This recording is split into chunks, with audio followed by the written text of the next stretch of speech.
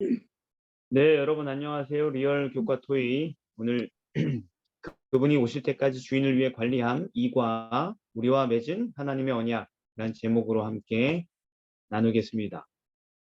기억절은 신명기 28장 1절에서 2절인데요. 한번 읽어보실까요? 시작. 내가 내 내 하나님 하나님 여호와의 여호와의 말씀을 말씀을 삼가 삼가 듣고 듣고 내가 내가 오늘 오늘 내게 내게 명령하는 명령하는 그의 그의 모든 모든 명령을 명령을 지켜행하면 지켜행하면 내 내 하나님 하나님 여호와께서 여호와께서 그 세계 나를 모든 세계 민족 모든 위에 민족에 주권하게 주권하게 하실 하실 것이라. 것이라. 내가 내가 내 내 하나님 하나님 여호와의 말씀을 청종하면 청종하면 이 이 모든 모든 복이 복이 내게 내게 임하며 임하며 내게 내게 이르리니. 이르리니. 네, 감사합니다. 이번 과는 제목이 우리와 맺은 하나님의 언약인데요. 또 언약 또 나오네요. 언약. 그죠? 참 많이 나오죠?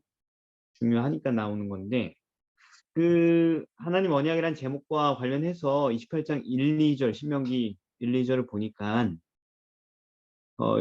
이번 과에서 이제 우리가 연구할 주된 내용이 무언 것 같습니까?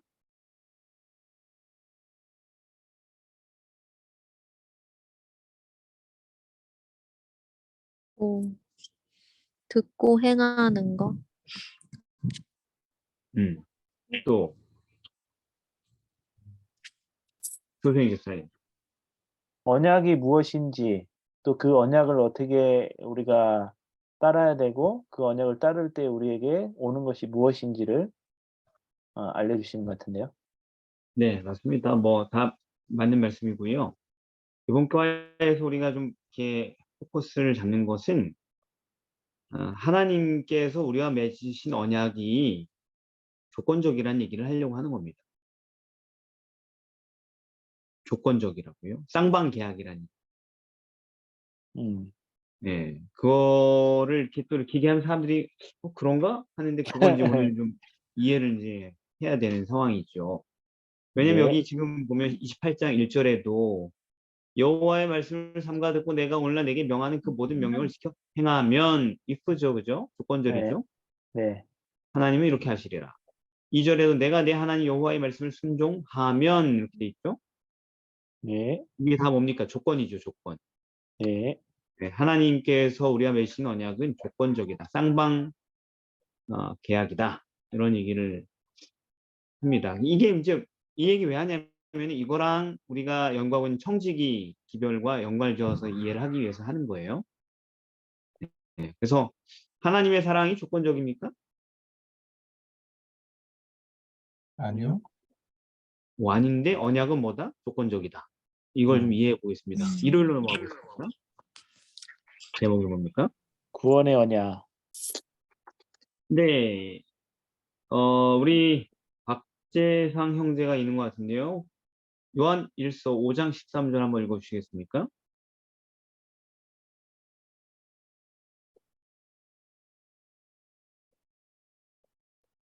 박재상 형제가 없군요. 있는데 있다. 내가 예. 하나님의 아들의 이름을 믿는 너에게 이것을 쓴 것은 너희로 하여금 너에게 영생이 있음을 알게 하려 합니다. 네, 감사합니다. 자, 구원이 하나님은 인류에게 구원을 주시잖아요. 그죠? 근데 네. 하나님께서 네. 주시는 구원이 무조건적으로 주어지는 하나님의 선물이 맞습니까? 아니면은 그 구원은 우리가 뭔가를 행하여서 받는 것입니까? 행해야지 차원 받을 장로님. 수 있죠. 네, 차원 장로님. 행해야지 받을 수 있죠. 뭔가를 우리가 행동을 해야지 받을 수 있다. 예. 네. 다른 의견이 있으십니까? 인간이 하나님을 몰라도 주어지는, 그러니까 구원은 인간이 하나님 몰라도 주어지는 은혜임은 분명하고 그런 의미에서는 무조건적인 선물이라고 생각을 하고, 하지만 진정한 구원은 조건적인 거라고 생각해요. 하나님을 알아야 되고 믿어야 하니까. 예, 감사합니다. 네. 네. 그러니까 그게 그냥 무조건적으로 모든 인류에게 주어진 하나님의 선물이냐? 그런데 지금 이제 두 분은 아니다. 이렇게 얘기하신 것 같아요. 그죠? 뭔가 우리 편에서 해야 될 일이 있다. 이렇게 얘기하신 것 같습니다. 그러면은 그 일이란 무엇입니까? 어떻게 구원이 얻어집니까? 믿음으로. 아, 믿음으로. 좋습니다. 믿음으로 구원이 얻어진다는 얘기는 굉장히 많죠. 네. 다음 전에 읽은 요한일서 5장 13절에도 하나님의 아들의 이름을 믿는 너희에게 영생이 있다고 했고, 네. 또 요한복음 6장 28절에 보면은 사람들이 우리가 어떻게 해야 하나님의 일을 합니까? 예수님은 29절에서 말씀하시기를 하나님의 보내신 자를 뭐 하는 것이? 믿는 믿는 것이. 믿는 것이 하나님의 일이다. 이런 얘기를 하셨어요. 네. 근데 사람이 해야 할 일이 있네요. 구원받기 위해서. 네. 네. 네. 그러면은 어떻게 구원이 그냥 거저 주신 선물이라고 할 수 있나요? 우리가 해야 할 일이 있는데. 그 믿는 것이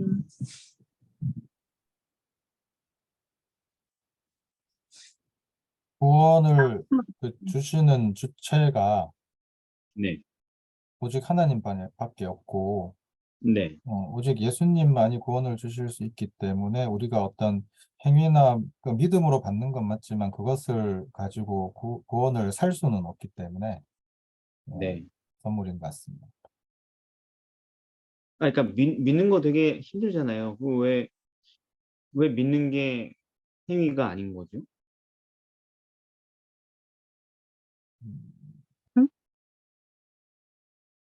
그러니까 믿는 것도 우리가 하는 일인데 하나님의 일이라고 돼 있는데 우리가 해야 할 왜 그게 그러니까 무슨 얘기냐면은 전적인 선물이라고 할 수 있냐 이거죠. 우리가 뭘 해야지 받는 건데 어떻게 전적으로 주어진 선물이라고 할 수 있냐. 왜냐하면 우리가 그것을 행하는 것 자체가 우리 스스로 할 수 있는 게 아니라 그 행함 자체도 사실은 선물이기 때문에 아, 믿음 자체가 믿음도 선물이라는. 믿음도 선물이고 순종도 네. 선물이고 그리고 네. 그를 통해서 우리가 죄로부터 해방되는 것 자체도 사실은 선물이기 때문에 그런 모든 것들이 선물을 받았느냐 미리 그것을 경험하고 있느냐가 현재도 구원인 상태인 거고 그래야 영생도 받을 수 있는 거 아닐까요? 그렇죠. 모든 사람이 죄를 범하였지만 하나님의 은혜로 값없이 의롭다 하심을 얻는 자가 되는 거잖아요. 네. 값없이. 또 계시록 22장 7절 17절에서도 성령과 신부도 말하기를 원하는 자는 값없이 생명수를 받으라고 했어요. 그렇죠?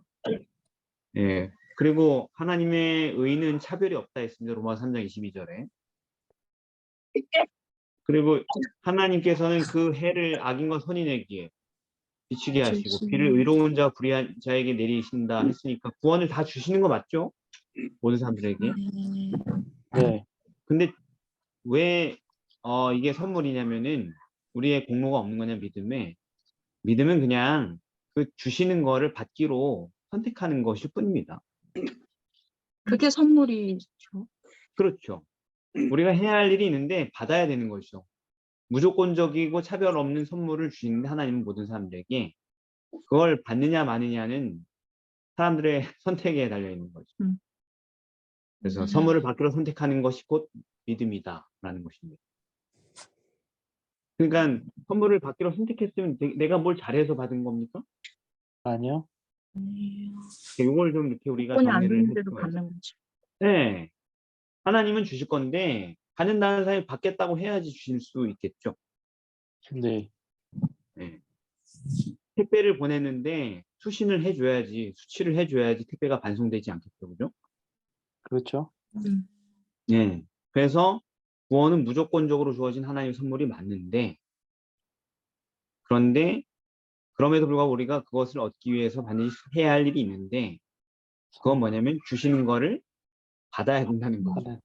네. 안 받으면 그만인 거죠. 네. 네.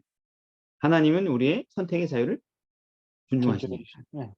네. 강요 안 하신다는 거죠. 그래서 선물이에요. 선물. 우리의 믿는 것에는 우리의 노력이나 공로나 이런 게 없어요. 그리고 우리의 재물로 살 수도 없고 구원을. 네. 네.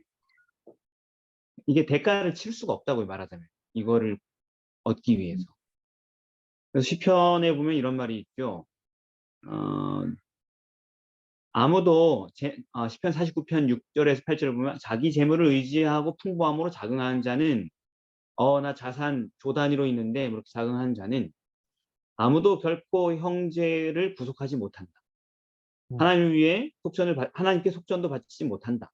왜냐하면 저희의 생명의 구속이 너무 귀해서 그러니까 비싸서 영원히 못할 것이다 라는 얘기를 했습니다. 그냥 구원을 살 수가 없어요. 인간 편에서. 뭘 대가를 지불하고 받을 수 있는 그런 게 아니에요. 그냥 거저 주는 건데 주는 걸 받기로 선택. 같이 선택해줘야 되는 겁니다. 동의하고 선택해줘야지 받을 수 있는 거예요. 그래서 언약을 공부하고 있는데 갑자기 청지기 하면서 왜 언약을 하는가 이게 지금 빌드업 하는 겁니다. 청지기까지 가기 위해서. 그래서 구원은 오직 믿음으로 받는다. 구원은 오직 인간의 공로 어떤 공로도 안 되고 뭘로 받는다? 믿음으로 받는다. 네. 그래서 그분은 값없이 주신 선물이 맞아요. 예수님은. 그러나 어떤 사람에게만 그분이 선물로서 정말 주어지느냐? 그분에게 아낌없이 자기 자신을 바치는 사람들에게만 그분은 값없이 주신 선물이라는 것이다. 그래서 우리 성경절 하나를 제가 말씀드리자면 로마서 3장 22절이에요. 여기 성경절을 제가 안 넣었는데 너무 많아가지고 이렇게 써 있습니다. 곧 예수 그리스도를 믿음으로 말미암아 모든 믿는 자에게 미치는 하나님의 의인이 차별이 없는다. 여기 다 있죠. 하나님의 선물은 차별이 없어요. 다 주어져요. 그런데 모든 믿는 자에 안 믿으면 그만인 것입니다. 이게 하나님의 선물입니다. 그래서 믿음은 절대적인 조건이에요. 구원을 얻는 게. 그런데 그 조건이 우리의 공로랑 아무 상관이 없다. 우리 차훈 장로님이 장사가 잘 돼가지고 저한테 아파트를 선물해 준다고 합시다. 서울에 아파트를 하나 좋습니다. 가서만 해주는 거예요. 예? 예. 아니 그냥 상상이니까요. 장사가 잘 돼, 사업이 잘 돼서 막 안경 그 지점 한 10개 정도 운영하시고 막 사장님 되셔가지고 서울 와서 살라고 저는 시골에 그냥 1,000만 원짜리 집 사가지고 거기 살려고 그랬었는데 딱 사주는데 저한테 아파트를 넘기면 그게 몇 억짜리잖아요. 그죠? 한 10억 정도 되겠죠? 네. 그러면은 그 또 돈이 들어가죠. 그걸 받으려면 무슨 돈입니까 그게? 그래서 뭐지? 취득세. 증여세. 증여. 증여세요? 취득세인가 증여세. 증여세인가 하여튼 예. 둘 둘 다 다. 드려야. 예, 둘 다. 근데 네. 제가 선물을 받았는데 차원장은 10몇 억짜리를 선물을 했는데 제가 증여세 낼 돈도 없고 취득세 낼 돈도 없는 거예요. 선물을 공짜로 받았는데. 그러니까 취득세하고 증여세도 다 내주시는 거죠. 전부 다. 그래야지 완전한 선물이잖아요. 그죠? 값없이. 그렇죠. 네. 네. 그렇게까지 저를 위해서 해줘도 그게 제 거가 안 되는 방법이 있는데 그게 뭐라고요? 안 내가 받으면. 받는 거부 거 받지 안 않으면. 제가 맞아요. 안 받으면 그냥 허사한 겁니다. 그죠? 그게 믿음이다. 자, 그럼 월요일 넘어가겠습니다. 그런데 제목이 뭡니까?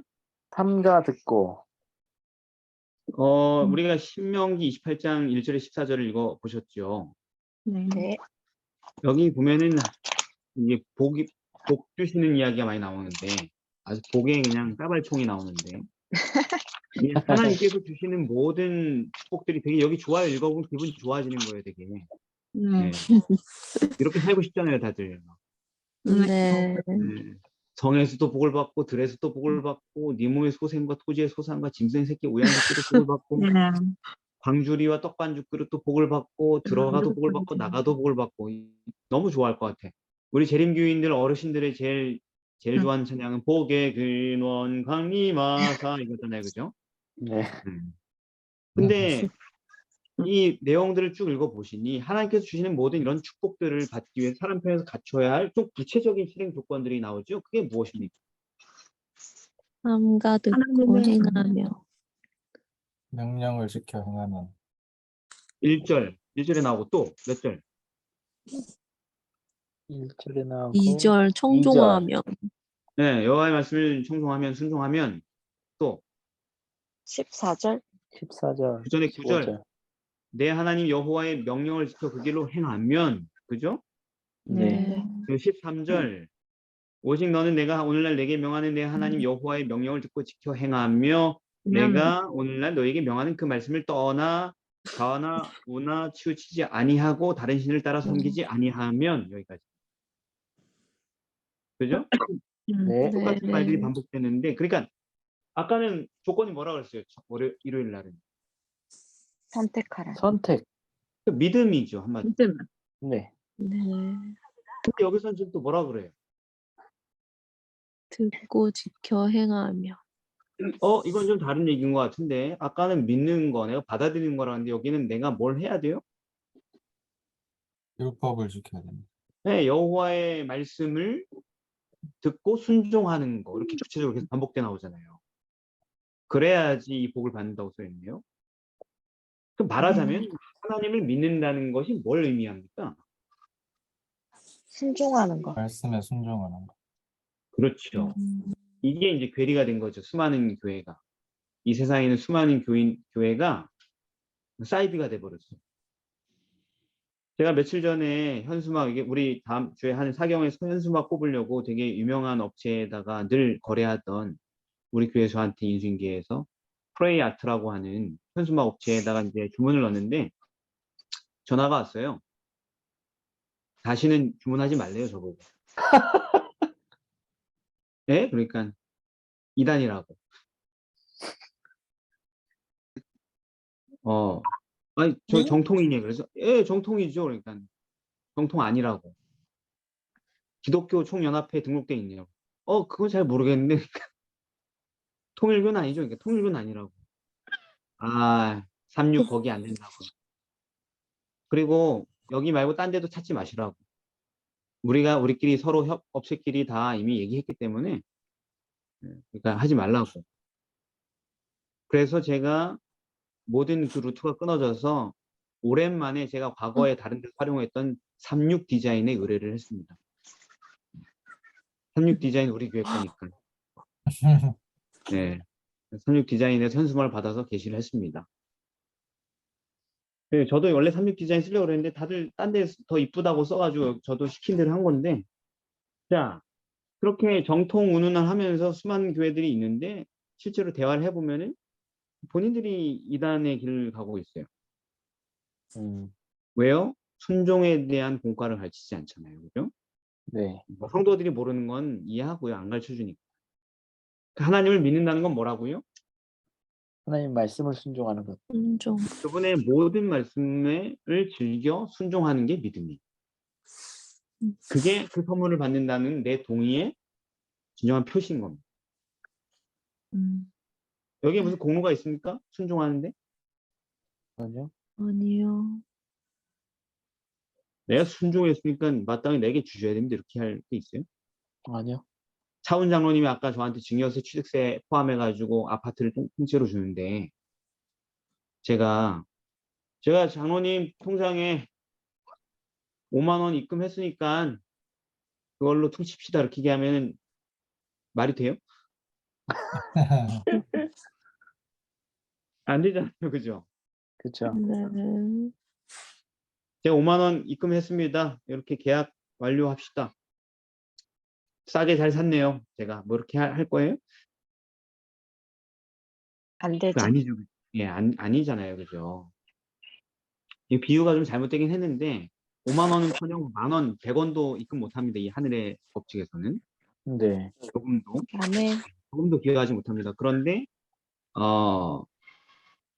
그 받았을 때의 믿음으로 받았을 때의 반응은 뭐냐면 구원을 그의 모든 명령을 지켜 순종한다라는 것입니다. 그래서 우리는 우리의 노력으로 구원을 얻을 수 없어요. 그런데요, 그 구원을 얻기 위해서 내가 세상의 모든 내 야망과 소중한 것들을 버릴 만큼 그런 깊은 관심, 그런 백절불굴의 정신, 그러니까 말하자면 하나님의 말씀에 전적으로 진정으로 순종하려는 그런 믿음을 가져야 된다는 것입니다. 사람들이 믿음이냐 행함이냐 이러면서 갈라디아서에 나오는 그 표현을 잘못 이해해가지고 갈라디아서는 물론 그걸 대조해놨지만 성경이 전체 다 그렇게 쫙 갈라진 줄 알아요? 근데 성경에서 믿음은 곧 뭐라고 계속 묘사돼요?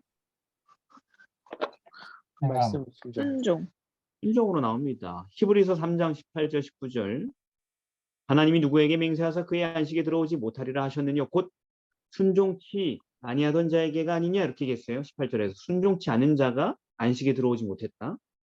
그래놓고 바로 19절에 뭐라고 하냐면 이로 보건대 저희가 믿지 아니함으로 능히 들어가지 못한 것이다. 자, 지금 히브리서 기자가 성경에서 순종치 않는다라는 표현을 다시 무슨 말로 표현했어요? 믿지 않는다. 믿음. 믿지 않는다라고 얘기했어요. 성경에서 믿음은 순종이에요. 이거를 수많은 기독교가 곡해시켰어요. 그 얼마나 많은 사람들이 이런 잘못된 가르침을 받고 망하는지 몰라요. 영생을 잃어버리고. 너무 중요하고 단순한 건데. 그래서 야고보는 얘기하죠. 야고보서 2장 14절에서 내 형제들아 만일 사람이 믿음이 있다고 주장하고 행함이 없으면 무슨 이익이 있느냐 이렇게 얘기하잖아요. 그런 믿음이 정말 능히 자기를 구원하겠느냐 이렇게 얘기해요. 구원한다는 얘기 못한다는 얘기. 못한다는 얘기. 17절 이와 같이 행함이 없는 믿음은 그 자체가 죽은 것이다. 믿음이라. 순종이 없는데 내가 하나님 믿는다고 하는 거짓말이다. 그런 믿음은 귀신들도 믿고 떤다. 그 정도는 귀신들도 갖고 있는 믿음이다. 수많은 성도들이 귀신들의 믿음을 같이 공유하고 있는 거죠. 그리고 자기가 믿는다고 되게 얘기하는 거죠. 영혼 없는 몸이 죽은 것 같이 행함 없는 믿음은 죽은 거다.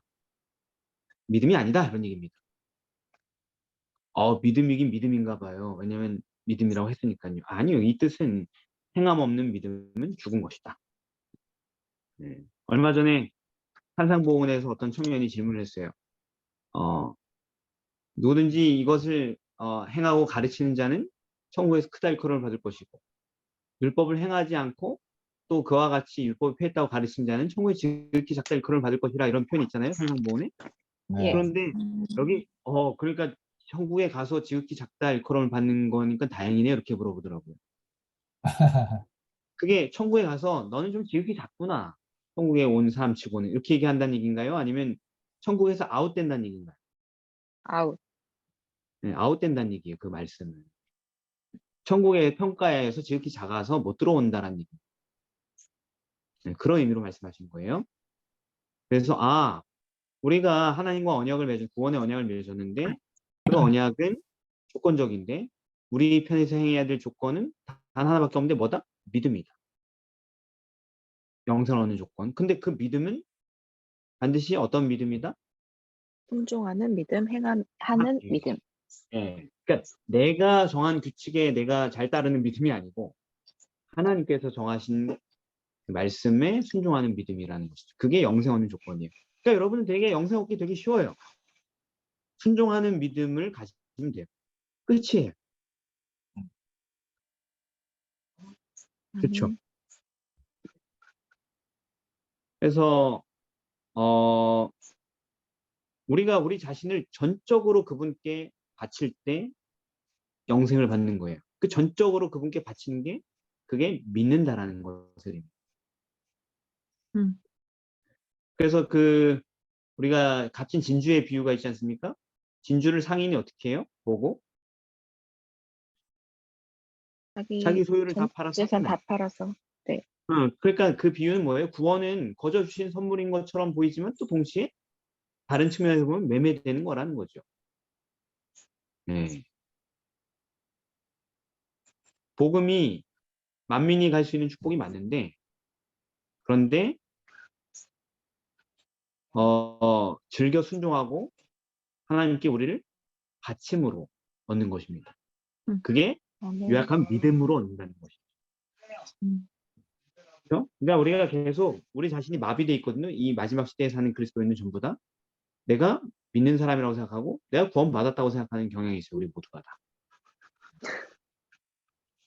근데 아닐 가능성이 되게 높습니다, 여러분. 네. 이 조건에 네. 따르면 안 네. 믿는 걸 수도 있어요. 우리가 교회는 다니지만. 네.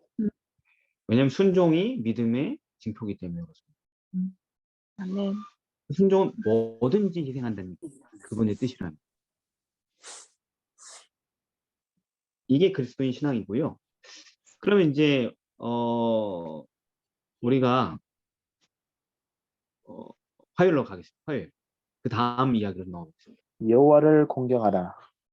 예, 잠언 3장 1절에 10절 말씀을 좀 읽어보셨을 것입니다. 여기도 좀 비슷한 맥락의 반복이 나오는데 여기 보시면 본문에 나오는 각각의 축복들이 있죠. 축복들에는 이런 축복들이 있습니다.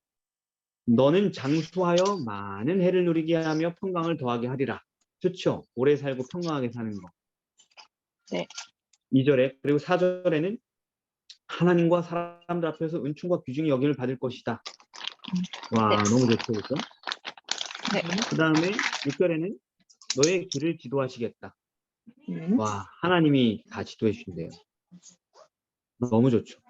그다음 8절은 이것이 네 몸에 양약이 되어서 네 골수가 윤택하게 되리라. 와, 완전 최상의 컨디션, 완전한 건강을 누리게 됩니다.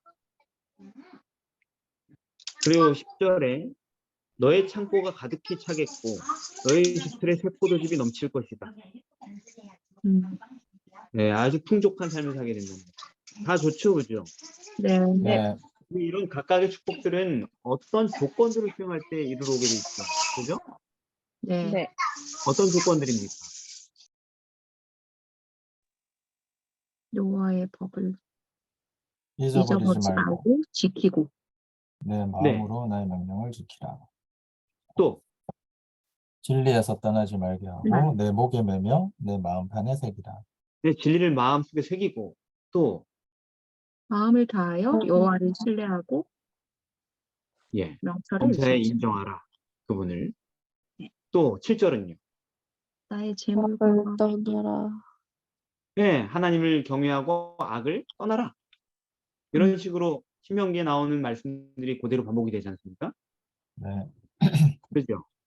그런데 이런 이제 어떤 하나님의 말씀을 순종하면은 우리가 현세와 내세에서 하나님의 축복을 받는다는 이 공식이 계속 반복되고 있는데 이것이 이 똑같은 원리가 아까 구원과 믿음의 원리, 그러니까 언약의 그 원리가 재물에 관한 영역에서 동일하게 적용되고 있습니까? 네, 네. 몇 절입니까? 9절. 그렇죠. 내 재물과 내 소산물의 처음 익은 열매로 여호와를 공경하라. 이게 다 뭐라고요? 아까 제가 순종이 결국 뭐의 표현이라고요? 믿음의 믿음. 믿음이에요. 그런데 그 믿음이라는 것은 재물의 영역에서도 표현된다는 얘기. 물질의 영역에서도. 여호와의 모든 명령 안에 뭐에 대한 얘기도 있다는 거예요? 물질을 어떻게 바라보고 관리할 것인가에 대한 얘기도 있다는 것입니다. 네. 그래서 재물로 하나님을 공경하는 것, 물질의 영역에 있어서 그게 또한 뭐라는 거예요? 믿음이라는 거예요. 믿음. 진정한 믿음이라는 것입니다. 좀 네. 어떤 사람들이 이걸 분리시켜요.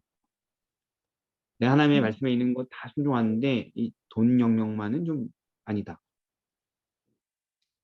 그럴 수가 없다.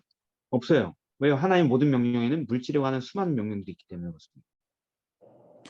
만약 그렇게 한다면은 그는 믿음이 굉장히 좋은 사람처럼 보이겠지만 사실은 믿음이 없는 겁니다. 예. 그래서 여기 좀 보면은 특별히 여기 내 재물과 내 소산물의 처음 익은 열매로 여호와를 공경하라고 돼 있죠. 처음 익은 열매라는 표현은 구체적인 의미가 뭘까? 이게 무슨 뜻일까요?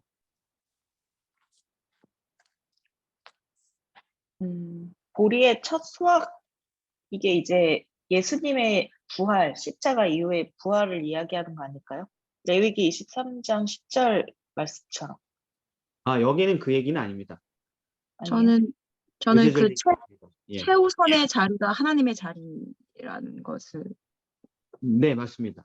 맞습니다. 표현하는. 무슨 얘기냐면은 성경 여러 성경 이제 모세오경의 여러 구절들을 보면은 이런 얘기들이 처음 익은 첫 소산을 드려라 이런 얘기들이 많습니다. 요제절 말고 그냥 우리의 수입에 또는 어떤 소득에 처음 부분을 드리라는 얘기들이 계속 많이 나옵니다. 여기저기에. 네. 그런데 예를 들면 양털을 깎을 때 그 털 중에서 처음 수확한 거.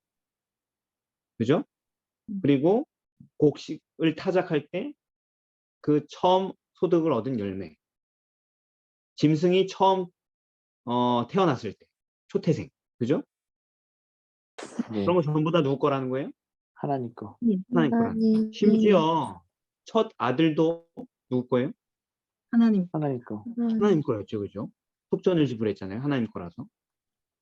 네. 그게 동물이든 사람이든 식물이든 뭐든 처음 열매들을 하나님께 바쳐야 했고 그 바친 것들은 제사장들이 사용하게 됐습니다. 제사장들의 시스템을 유지하는데. 그래서 이걸 통해 이런 수많은 조항들을 가르쳐서 통하여서 하나님께서 가르치신 교훈은 아까 김민 사모님이 얘기하신 것처럼 네. 범사에 그분이 우리의 인생의 첫째가 되셔야 함을 가르치시고 한 겁니다. 음. 네. 하나님이 우리의 삶의 첫째가 되신 분임을 알려주시기 위해서 이런 것들을 주신 거예요. 명령을. 우리의 모든 소산과 소유물의 주인이시고 그분이. 그리고 우리는 그분의 소유의 청지기에 불과하다는 사실을 처음 것을 땜으로 그렇게 하는 것입니다. 남은 것을 떼는 게 아니고. 네. 예. 뭐든지 처음 것에서 떼는 겁니다. 그러면 그 장자를 하나님께 드리는 개념은 어떤 걸까요? 장자를 하나님께 드린 것도 그거라는 거예요. 그러니까 이제 첫 구별한다는 희생은 게 다 여호와의 것이라는 거예요. 근데 이- 평소에 그 이스라엘 백성이 나라가 되지 않았을 땐 장자가 여호와의 것이 됐다는 건 제사장의 기능을 하기 위해서 헌신되었다는 얘기죠. 음, 근데 나중에 레위인들을 구별해서 아론 계열의 제사장들과 또 레위인들의 성소 봉사를 통하여서 장자들이 그렇게 할 필요가 없게 되었죠. 네. 형식으로 구별될 필요가 없게 되었죠. 그래서 그 대신 그래도 하나님 것이기 때문에 대신 그 하나님께 드리고 다시 다 되사오는 조건으로 속전을 지불했다는 건 성전. 음. 음. 어쨌든 하나님 거라는 거죠. 네. 그런 시스템을 주신 이유는 우리의 인생의 모든 것에 그분께서 우리의 첫째가 되신다는 것을 가르치시기 위해서. 그렇게 할 때 그게 뭐라는 거예요? 믿음이라는 거죠. 하나님께서 내 삶의 소유물, 물질의 영역까지 그분이 내 우선순위고 첫째가 될 때 내가 그분을 믿는다라고 말할 수 있는 거예요. 이게 억지로 갖다 맞춘 게 아니에요. 왜냐하면은 내가 그분을 안 믿으면 못 드릴 거 아니에요. 그렇죠. 그렇죠. 너무 아까웠고 너무 나한테 손해가 되니까요. 믿기 때문에 기꺼이 드릴 수 있는 거라고. 네. 이건 그런 문제인 것입니다. 수요일로 넘어가겠습니다. 11조의 언약. 자, 지금 우리가 언약을 다루고 있는데 구원이라는 전체적인 하나님께 주시는 영원한 것은 믿음을 통해서 얻을 수 있고 그 믿음은 하나님의 모든 말씀을 순종하는 믿음이며 그리고 이제 어디까지 왔어요? 그 순종은 물질의 영역에서도 그분이 첫째 되신다라는 것을 표현하는 것까지 포함된다. 그죠? 네. 네. 그리고 그 물질의 영역에서 가장 중요한 영역이 뭐라는 거예요? 11조. 11조. 11조라는 것입니다. 성경 전체에서 물질과 관련된 모든 것 중에서 가장 우선시되는 것이 앞서 있는 계명이 11조 계명이라는 것입니다. 자, 여기는 말라기 3장이죠. 유명한 11조 구절이죠. 이거에 대해서 얼마나 많은 유튜버들이 설교를 하고 가르치고 해석을 하는지, 그죠? 그렇죠. 말라기 3장 7절부터 12절까지가 이제 그 부분인데, 이 본문을 여러분 읽어보셨죠? 네. 네. 이 본문을 읽어보니 하나님의 백성들이 믿음에서 하나님을 배반하고 떠날 때마다 그 백성들에게 항상 현저하게 나타나는 현상들이 뭐라는 거예요? 재물에 대해서 욕심을 부리기 시작하는 거. 뭐 11조를 네, 그렇죠. 네. 기근과 비가 내리지 않고 뭐 이런 거요? 포로로 잡혀가고. 네. 네. 늘 가장 어려운 현저하게 맞아. 가장 현저한 현상은 뭐냐면 11조를 안 냈다는 얘기예요. 음, 음, 네. 믿음이 병들고 무너지고 배교할 때마다 일어나는 가장 첫 현상은 뭐냐면 11조를 안 냈다는 얘기예요. 네. 네, 11조가 끊어졌다는 거죠. 음, 이런 이야기는 느헤미야에서도 나와요. 음, 네. 몇 번씩 반복되는 구절들이에요. 11조가 끊어지는 현상들.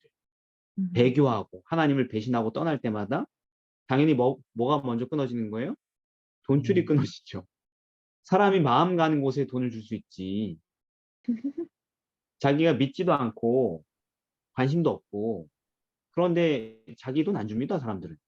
음, 여러분들은 돈을 어디다 쓰십니까? 어디에 후원하세요?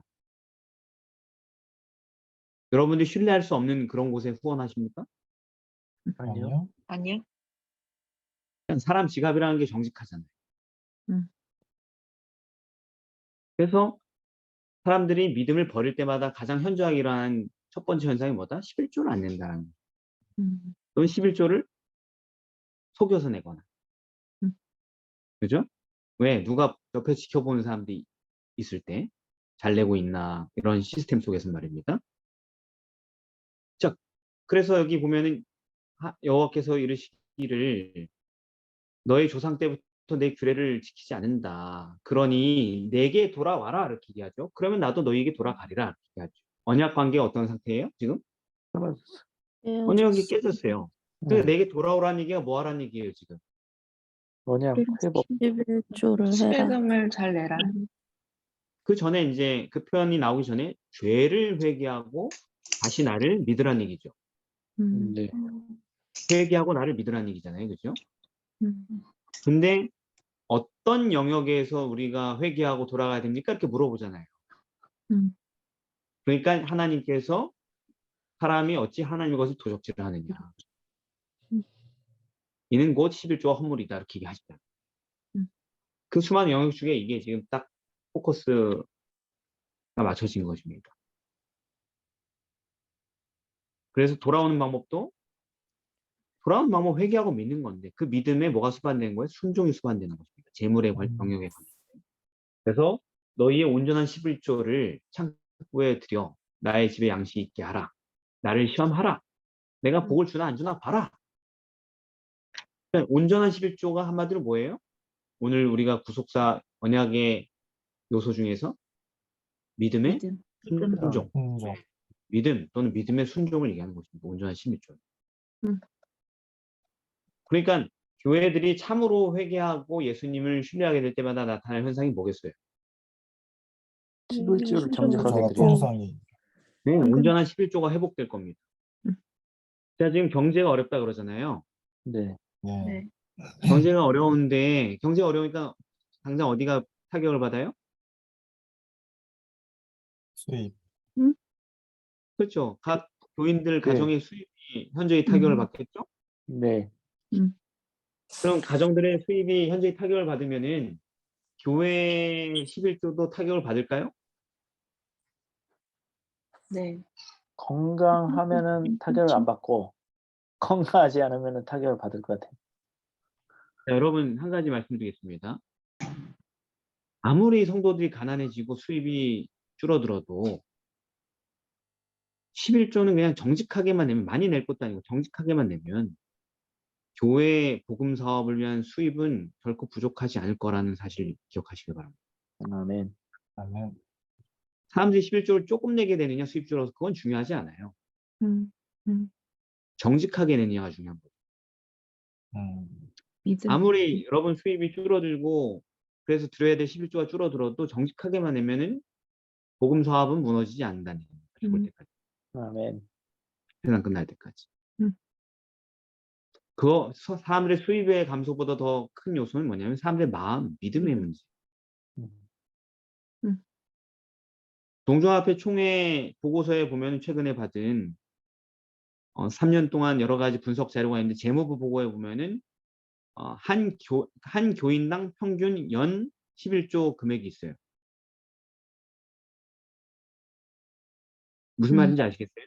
네네. 거기는 다 모이잖아요. 몇 명이 11조를 냈고 총액이 얼마기 때문에 한 명당 11조 얼마 내는지 연평균. 그런 자료가 있을 거 아닙니까, 여러분? 얼마 정도 될 것 같아요? 1년에 우리 교인들 평균 한 얼마 정도 될 것 같아요? 연봉 대비 계산했을 때? 250만 원? 250? 연평균? 여기 지금 페이지에 보니까 음. 평균 출석 생수 대비 11금은 출석 교인 한 명이 2021년도에 1년 동안 약 145만 원을 드리는 것으로 나타납니다. 이렇게 되어 있어요.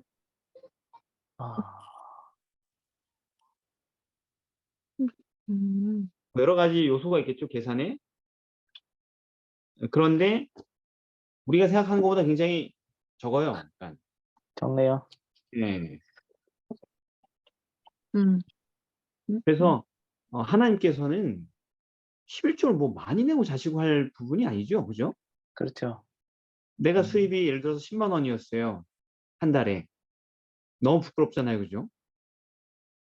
10만 원이면. 그런데 11조를 얼마 내면 돼요? 10만 원. 만 만 원. 원. 만 원 내면 되는 겁니다. 네.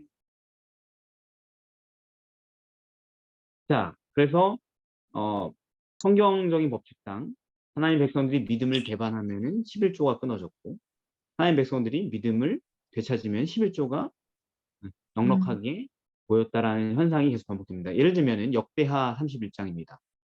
역대하 31장은 히스기야 왕이 통치하던 영적인 유다의 아주 영적인 부흥기였죠. 그때 이렇게 써 있습니다. 역대하 31장 5절에 왕명이 내리자 곧 이스라엘 자손이 모든 소산의 처음 것을 풍성히 드렸고 모든 것의 11조를 많이 가져갔다 이렇게 써 있어요. 네. 6절을 보니까 여러 자손들이 소와 양의 11조도 가져오고 성물의 11조도 가져오고 그렇게 했더니만 쌓아서 그게 막 무더기로 쌓아서 더미를 이루었는데 11조가.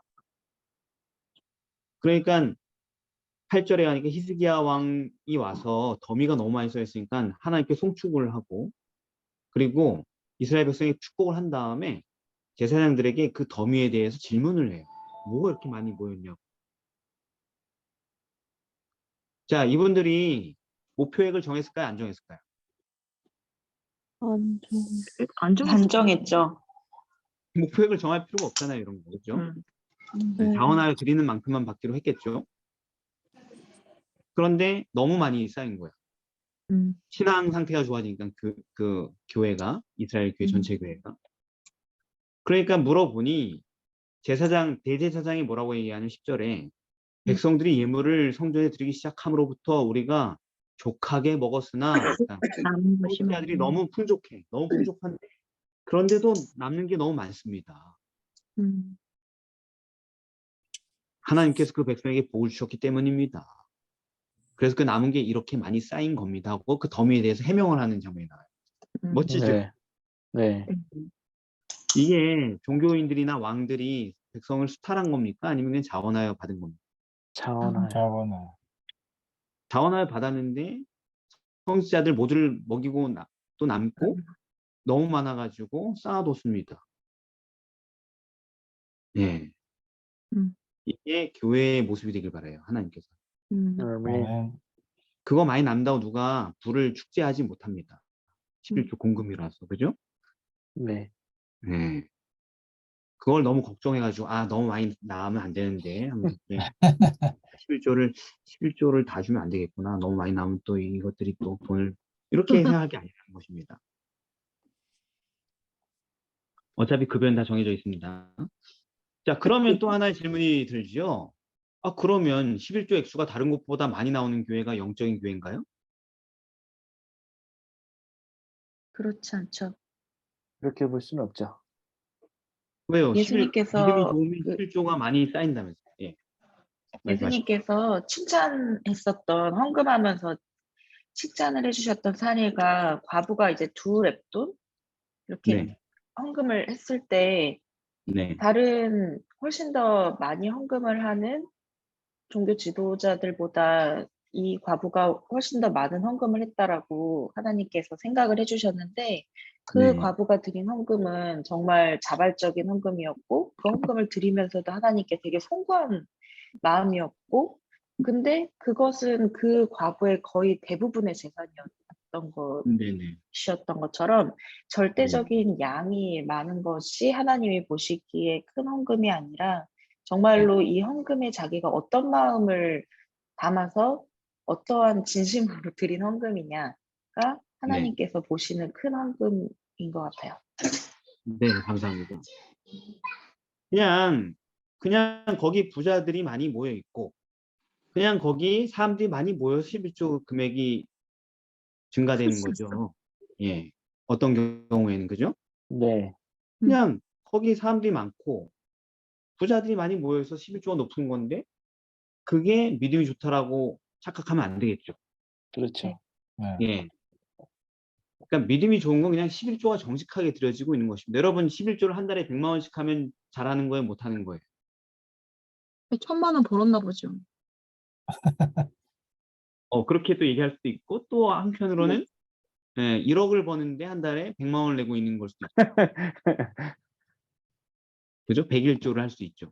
네. 그런데 그냥 수치만 보면 어때요? 많이 수치만 드리는 보면 거죠. 많이 낸 것 같지. 와 하겠죠, 그죠? 네. 와 100만 내기가 원 11조를 내네 하면서. 예. 사람의 눈이란 게 그래요. 근데 이거 사람의 눈은 중요하지 않은 거예요. 그렇죠. 예. 하나님께서는 그런 모든 인간의 마음과 동기를 보신다는 것입니다. 음. 네. 그래서 누가복음 12장 48절에 보면 이렇게 써 있습니다. 무릇 많이 받은 자에게는 얼만큼 찾을 것이요? 많이 찾으려. 많이 찾을 것이요. 많이 맡긴 자에게는 많이 달라 할 것이니라. 그래서 오늘날 하나님께서 최대의 축복을 받은 사람들이 재산에 비례되는 금액을 바쳐야 하기 때문에 그 소유를 꽉 붙잡고 있을 경향이 크죠. 돈이 너무 크잖아요. 그렇죠. 수입이 너무 크면은 너무 커지니까 이 지출이 너무 엄청나게 느껴질 거예요, 어머니. 그죠? 그렇죠. 네. 근데 주님께서 요구하시는 분량은 다른 게 아니고 그냥 분량에 비례되겠죠. 11조 같은 합당한. 그래서 하나님께서 맡기신 재산이 크면 클수록 당신께 돌리도록 요구하시는 것이 더 많다. 커지겠죠. 네. 많다. 그런데 그것을 하나님께 돌릴 수 있을 때 하나님께서 굉장히 큰 가치 있는 것으로 보겠죠. 왜냐면 그게 뭐니까? 그게 믿음이니까. 네. 네. 여기 또 질문 하나 드리겠습니다. 찢어지게 가난한 사람 11조를 드리기 힘들까요? 큰 부자가 11조를 드리기 힘들까요? 여러분 어떻게 생각하십니까? 부자가 힘들 것 같아요. 잠깐 은총부터. 예. 저요? 네, 뭐 말을 하는. 네. 저는 제 경험으로 보면은, 네. 제가 돈을 적게 벌 때가 네. 더 좋은 기회라고 생각하고, 그 비율적으로 보시니까 그게 더 네. 쉬웠던 것 같아요. 네, 감사합니다. 조승 집사님. 네, 저도 그런 것 같아요. 만약에 이제 10만 원을 번다. 네. 뭐 만 원 떼는 건 어렵지 않은데 음. 만약에 이제 막 뭐 1,000만 원을 번다. 그래서 이제 100만 원을 떼야 되는데 이제 더 많이 생각하지 않을까. 네. 그럴 것 같아요. 또 다른 분 반대 의견 없습니까? 저 반대합니다. 역시. 같을 것 같아요. 네, 우리 차훈 장로님 의견을 들어보겠습니다. 저는 많이 벌 때 전 11조 신나게 냈어요. 정말 그때가 가장 신나고 재밌었어요. 네네. 음. 그 뒤는 없어요? 말하지 않아도 다 아는 얘기라서. 네. 제가 인준 목사 때 부목사로 있었는데 어떤 서울의 어느 교회에서 그때 저녁 예배 설교를 제가 주로 맡았었는데 금요일이나 어떤 처음 보는 여자분이 계속 오시더라고요. 제가 설교하는 날마다 우리 교인이 아닌데 근데 그분이 제가 설교할 때마다 어떻게 알아가지고 오는지 동네에 사시는지 맨 앞줄에 앉는 거예요. 근데 설교하면 알잖아요. 표정만 봐도 알잖아요. 저 사람이 지금 내가 하는 말을 하나님 말씀으로 받아들이고 있구나 이런 거예요. 그죠? 네. 심지어 이제 담임 목사님 설교하는 날은 담임 목사님이 설교하는 게 제가 설교하고 이제 나가서 담임 목사님 앞에서 인사하면 인사도 안 하고 그냥 나가버리시는 거예요. 그분이 여자분이. 그래서 이제 제가 설교할 땐 되게 막 경청하고 저한테 인사하고 막 그래서 누굴까 했는데 한참 나중에 계속 기다렸더니 마침내 그분이 저한테 상담 요청을 해오셨어요. 그 요청이란 뭐냐면 음. 제 얘기가 아니고요. 제가 아는 어떤 사람 얘기인데 보통 그게 너무 진지하게 물어보시는 거예요. 그래서 얘기가 그 사람이 수입이 진짜 없고 그냥 그 나라에 주는 뭡니까 그거 기초생활수급자요? 기초생활 수급 그걸로 그냥 음. 몇십만 원으로 겨우 세내고 살고 있는 사람인데 근데 그 사람이 참 믿음이 좋다. 신실하다. 근데 이렇게 정말 살기 어려운 사람은 힘든 사람은 하나님께서도 11조를 내지 않고 그 11 대신 시간과 봉사와 헌신으로 대신할 수 있지 않을까요? 이렇게 물어보더라고요. 그분이. 그거를 얘기하려고 몇 달을 뜸을 들인 것 같아요. 저한테. 하나님 뜻이 뭔지 물어보려고. 근데 제가 아 그런 분이 계시냐고 하면서 그분인 줄 알면서 갈등이 되더라고요. 보니까 개신교인이었어요. 이분이. 어디 장감리교회에서 잔뼈가 굵으신 분인 것 같아요. 보니까. 근데 가난하게 되신 것 같아요. 근데 되게 신실하게 아마 신앙을 해오신 것 같아요. 교회 생활을. 그러다가 우연히 아마 제 설교를 듣고 고민이 돼가지고 저한테 이제 상담을 요청하신 것 같은데 제가 여기서 아 그럼요. 그럴 수도 있지요. 하고 이렇게 이해해주는 발언하면 교회를 잡을 것 같았어요. 우리 교회 나올 것 같아서 그걸 간절하게 애타게 그 대답을 듣고 싶어 했던 것 같아요. 보니까. 우리 교회 나올 것 같았단 말이에요. 근데 제가 뭐라고 했을까요? 말씀 그대로. 아, 그건 염려하지 않아도 됩니다. 하나님께서는 불합리한 분이 아니에요. 그분 기초생활수급자니까 그 매달 들어오는 그 급여가 있을 거 아닙니까? 네. 그 작은 금액의 10분의 1을 떼면 되는 겁니다. 계속 이렇게 설명을 했어요. 그러니까 계속 이렇게 부딪히더라고요. 아니, 하지만 그게 얼마나 작은 돈이, 그러니까 하나님께서 얼마나 지혜로우시냐고. 작은 수입이기 때문에 작은 돈만 받으시니 얼마나 좋냐고, 하나님께서. 그렇게 계속 원칙을 얘기했는데, 그다음부터 나타나지 않으시더라고요. 제 얘기는 뭐냐면, 지극히 가난한 자나 지극히 부자인 사람이나 둘 다 믿음이 없으면 헌금하기가 힘들어요.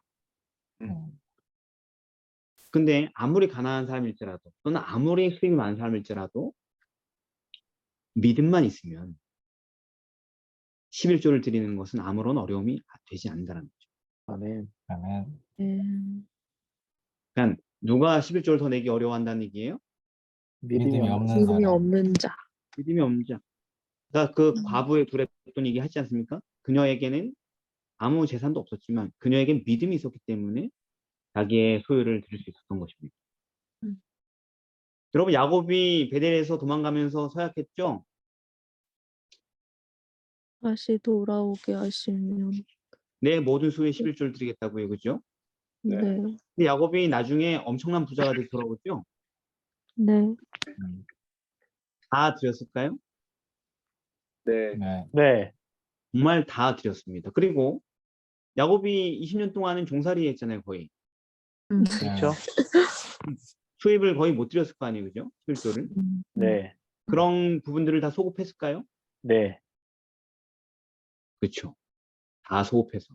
분명히 어마어마한 액수를 떼놔야 됐을 텐데 주저없이 떼놨겠죠. 네. 왜요? 믿으니까. 음. 참으로 믿으니까. 네. 그래서 마지막 목요일로 가겠습니다. 너희는 먼저. 예. 이거 마태복음 6장 산상보훈에 있는 이야기인데요. 여기 목숨을 위하여 무엇을 먹을까 마실까 염려하지 마라 이런 얘기하면서 뭐라고 하십니까? 너희는 먼저 그의 나라와 그의 의를 구하라. 그리하면 이 모든 것을 너에게 더하시리라. 그렇게 얘기했어요. 예수님께서 우리에게 먼저 구하라고 하신 그의 나라와 그의 의라는 게 구체적으로 뭘까요? 믿음을 갖는 거.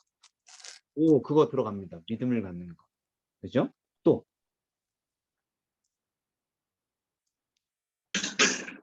순종할 수 있는 말씀 마음. 말씀 순종. 네, 그러니까 그리고 내 안에 그리스도를 보시는 것. 예, 예수 그리스도를 얻는 것. 그죠? 네. 그래서 영생을 얻는 게 믿음의, 그러니까 그의 나라와 그의 의를 구하는 거고요. 그리고 영적 사물에 대한 지식을 얻는 것이, 또는 경건함을 내 삶에 얻는 것이 그의 나라와 그의 의를 구하는 거고요. 하나님의 나라를 위하여 봉사하고 나의 삶을 바치는 것이 그의 나라와 그의 의를 얻는 거고요. 그리고 하나님께서 얻기를 원하시는 다른 사람들의 영원한 생명을 구원하기 위해서 헌신하는 것이 그의 나라와 그의 의를 구하는 거예요. 영혼을 구원하는 그 사업을 하는 것이. 하나님을 섬기는데 열중하는 것. 그분의 언약의 조건인 그분의 모든 명령을 순종하는 데 집중하는 것. 믿음에 집중하는 것이 바로 그의 나라와 그의 의를 구하라는 얘기인 것입니다. 그 믿음에 집중하면은 뭐 할 필요 없다는 거예요? 하나님께서 뭘 해주신다고요? 염려할 필요 없다고요, 이제. 뭘 먹고 마시고 뭐 살아가는 거에 대해 염려할 필요 없고. 하나님께서 우리의 마음을 평강에서 평강으로 지켜주실 것이고, 우리의 모든 죄를 사하시고, 우리의 모든 불의의 소리를 깨끗하게 하실 것이고, 우리의 모든 삶의 영역을 회복시킬 것입니다. 아멘. 네. 자, 오늘 여기까지 하도록 하겠습니다. 시간이 됐으면 여기서 끊고 따로 오프라인으로 하겠습니다. 질의응답 시간 기도하겠습니다. 사랑의 아버지 하나님, 저희에게 11조의 복음과 순종, 그리고 믿음과 구원, 이 모든 거대한 흐름 속에서 11조의 위치가 어떤 것인지 확인하게 하시니 감사드립니다. 아멘. 아멘. 11조는 우리의 믿음이고 우리의 순종이며, 그러나 우리의 공로가 아니기 때문에 자랑할 것도 없고 내세울 것도 없는, 보잘것없는 우리의 의지의 표현이고 선택일 뿐입니다. 하나님, 주님께서 주신 이 언약에 또 우리가 충실함으로써 하나님의 나라를 소유한 사람으로 살아갈 수 있도록 도와주시옵소서. 아멘. 예수님의 아멘. 이름으로 기도드립니다. 아멘. 아멘. 아멘.